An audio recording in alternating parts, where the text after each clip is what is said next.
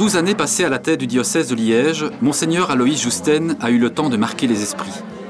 La plupart de celles et ceux qui ont eu l'occasion de l'approcher ou de travailler avec lui sont d'ailleurs unanimes.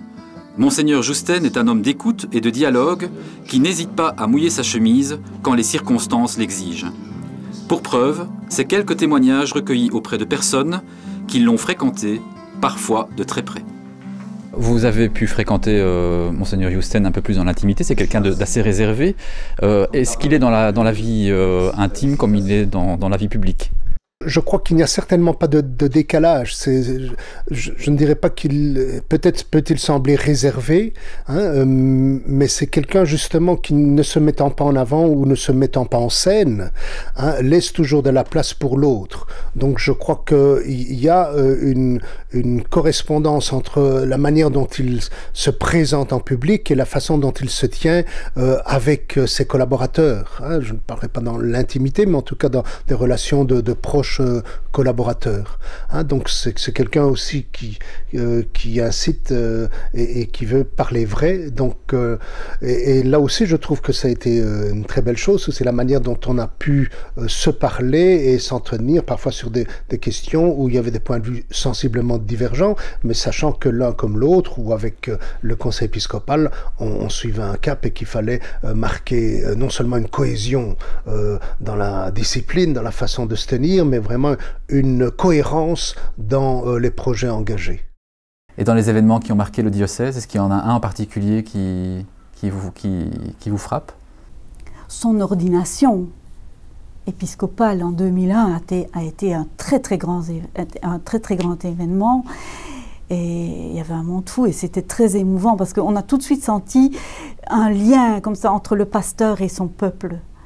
Ça se sentait très fort. Une présence, voilà, quand il y a eu l'explosion, la rue Léopold, la présence de l'évêque discrète, mais une vraie présence qui n'a pas été tellement médiatisée, mais une vraie présence. La même chose quand il y a eu l'attentat Place Saint-Lambert, une présence discrète mais réelle pour rencontrer les familles, etc. Ce qu'il a fait, mais on n'en a pas parlé au journal télévisé. Hein, mais ça, c'est aussi des événements qui touchent les gens. Si vous deviez retenir un moment marquant de son épiscopat? Ouf, il y en a tant. Moi, je vais peut-être citer quelque chose qui n'a pas été marquant comme ça dans les fêtes, mais qui, moi, m'a marqué. C'est un jour, je rencontre des paroissiens qui n'avaient pas été contents du tout parce que l'évêché avait déplacé un curé qu'ils aimaient bien. Bon, c'est plutôt sympathique quand on aime bien un curé, mais voilà, parfois les paroissiens sont un peu désemparés, même mécontents, et il l'avait fait savoir, même fortement. Et ce paroissien m'avait dit après, eh ben, on a été surpris parce que l'évêque est venu nous voir. Alors, on l'a gentiment engueulé, il a répondu, on a peut-être mieux compris, mais il n'est pas resté, il nous a pas envoyé une gentille, il est venu. Et du coup, ben, la colère était descendue parce qu'on avait eu un rapport d'homme à homme, et ils avaient aussi compris que l'évêché n'enlevait pas ce prêtre par pur plaisir, mais simplement parce que voilà, il y avait d'autres besoins. Et voilà, pour moi, ça représente vraiment l'épiscopat de Monseigneur Jousten, un évêque qui descend sur le terrain, même quand c'est désagréable, qui s'engage, qui met vraiment les mains dans le cambouis.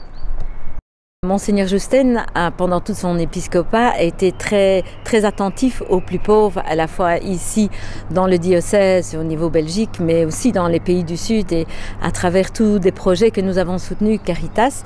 Il a été très présent, à la fois dans des actions, à la fois dans des campagnes. Ça a été vraiment très important pour nous d'avoir son soutien. Quelle image gardez-vous de Monseigneur Jousten? Tout d'abord, je garde de Monseigneur Jousten l'image de quelqu'un qui est venu souvent ici à Banneux.